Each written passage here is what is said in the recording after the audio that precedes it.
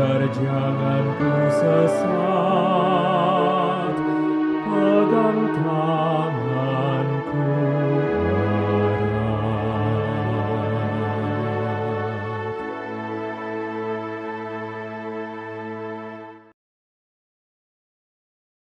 Selamat pagi Bapak Ibu, mari kita menyediakan waktu kita untuk merenungkan akan kebenaran firman Tuhan. Tapi sebelumnya kita berdoa terlebih dahulu. Ya Tuhan, pada saat ini kami ingin belajar akan kebenaran firman-Mu. Biarlah Tuhan menolong kami sehingga kami dapat mengerti dan menerapkan firman itu di dalam kehidupan kami. Firman Tuhan yang menjadi renungan kita hari ini adalah terambil dalam Lukas 18 ayat 1-8. Yesus mengatakan suatu perumpamaan kepada mereka untuk menegaskan bahwa mereka harus selalu berdoa dengan tidak jemu-jemu. Katanya, dalam sebuah kota ada seorang hakim yang tidak takut akan Allah dan tidak menghormati seorang pun. Dan di kota itu ada seorang janda yang selalu datang kepada hakim itu dan berkata, "Belalah aku terhadap lawanku." Beberapa waktu lamanya hakim itu menolak. Tetapi kemudian ia berkata dalam hatinya, "Walaupun aku tidak takut akan Allah dan tidak menghormati seorang pun, namun karena janda ini menyusahkan aku, baiklah aku membenarkan dia supaya jangan terus saja ia datang dan akhirnya menyerang aku." Kata Tuhan, camkanlah apa yang dikatakan hakim yang zalim itu. Tidakkah Allah akan membenarkan orang-orang pilihannya yang siang malam berseru kepadanya? Dan adakah ia mengulur-ulur waktu sebelum menolong mereka? Aku berkata kepadamu, ia akan segera membenarkan mereka.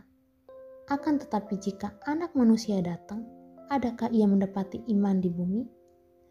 Bapak Ibu, bagian ini merupakan sebuah perumpamaan di mana menceritakan tentang seorang hakim dan seorang janda. Yaitu ada seorang hakim yang digambarkan sebagai orang yang tidak takut kepada Allah.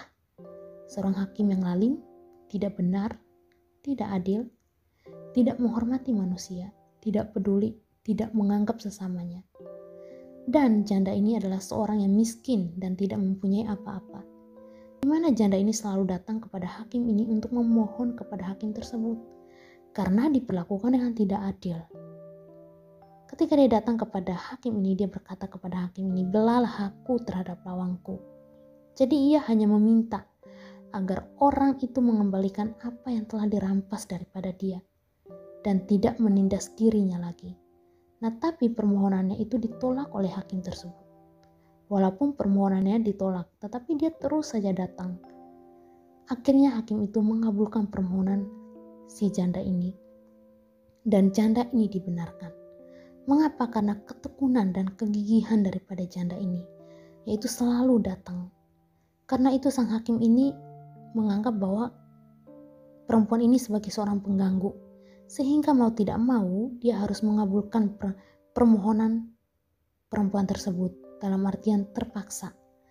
Nah, Bapak Ibu, hakim yang zalim itu dikontraskan dengan Allah sebagai hakim yang adil. Jika hakim yang zalim tidak peduli pada sesamanya, hanya mementingkan dirinya sendiri, maka sebaliknya, Allah kita adalah Allah yang sangat peduli kepada umatnya, yaitu kepada kita orang-orang pilihannya. Orang-orang pilihan Allah adalah orang-orang yang ditentukan oleh Allah untuk menerima anugerah keselamatan, yaitu setiap kita yang mengaku percaya kepadanya. Jika hakim yang zalim tersebut menjawab permohonan janda yang tidak memiliki hubungan apa-apa dengan dia, apalagi kita yang adalah anaknya, dan dia adalah Bapa kita.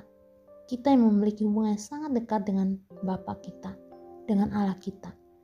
Kita yang dikasihi oleh Dia pastilah akan mendengarkan seru doa kita asal kita tidak jemu-jemu berdoa dan asalkan permohonan kita sesuai dengan kehendak-Nya.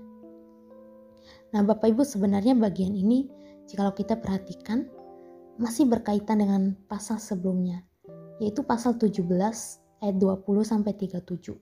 Di mana berbicara tentang kedatangan kerajaan Allah. Di mana dalam menanti akan kedatangan kerajaan itu, ada banyak tantangan yang akan dihadapi, godaan yang dialami oleh umat pilihan Tuhan yang sudah percaya kepadanya. Oleh karena itu pada pasal 18 ayat 1, Tuhan meminta orang-orang yang hadir pada waktu itu, khususnya murid-muridnya, untuk berdoa dengan tidak jemu-jemu, berdoa kepada Dia.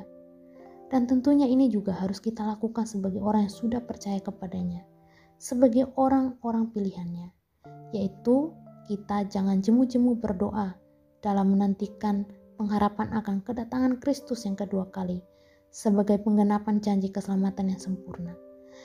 Kita adalah manusia yang lemah dan terbatas, sehingga kita membutuhkan pertolongan Kristus dalam hidup kita yang membenarkan dan membela akan perkara kita.